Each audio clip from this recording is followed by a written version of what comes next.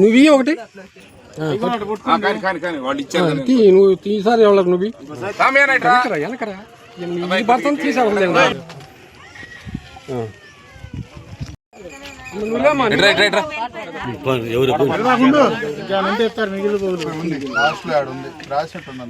చంద్రబాబు నాయుడు గారికి పెదనందిపాడు గ్రామం తరఫున పెదనందిపాడు గ్రామ అధ్యక్షుడు శివరామకృష్ణయ్య గారు మీకు నమస్కారం అండి.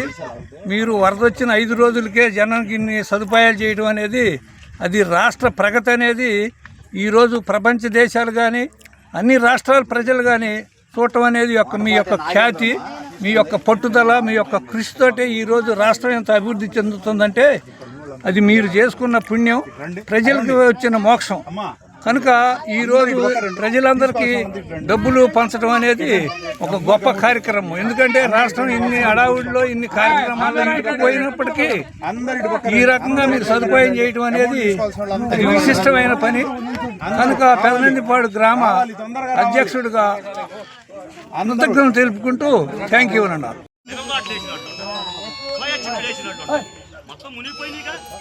రైతులకి నష్టపరిహారం ఇవ్వాలని ఏఓ గారికి కోరుతున్నాము.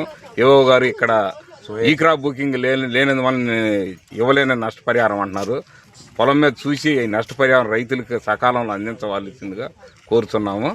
అలానే ఈ కట్ల మీద నివసించే పేద యానాది కాలనీలో ఉండబట్టేటువంటి వారికి ఇవాళ వాళ్ళ కుటుంబానికి 2,000 కాడికి ఆర్థిక సాయం మన ముఖ్యమంత్రి చంద్రబాబు నాయుడు గారు ఎమ్మడిని స్పందించి ఇచ్చినందుకు ధన్యవాదాలు.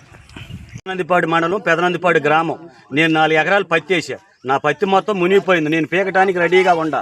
ఇదే కాకుండా సోయా చిక్కుడు, మిరప తోటలు ఇవన్నీ మునిగిపోయినాయి. ఈ క్రాప్ చేయించలేదని పెదనందిపాడు మండలానికి, పెదనందిపాడు గ్రామానికి కూడా నష్టపరిహారం జరిగింది. కానీ రాయల ఇది మొత్తం పై అధికారులు చూసుకొని పొలాల మీదకి వచ్చి ఎవరెవరికి నష్టం జరిగిందో ఆ నష్టపరిహారం ఇచ్చేటట్టుగా ప్రభుత్వాన్ని కోరుతున్నాం.